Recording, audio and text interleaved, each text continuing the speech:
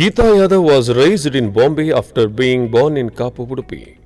She was a significant contributor to society and was quite socially involved. She served in a variety of positions including corporator, Durga Mandal president and Mandal president. A shrine for Geeta Yadav was built at her birthplace of Kapu on the first anniversary of her passing by husband Vasant Yadav, children Manoj Yadav, Santosh Yadav and Vinay Yadav along with daughter Navadurga Lakshmi Yadav. On September 3rd, they always assist the needy.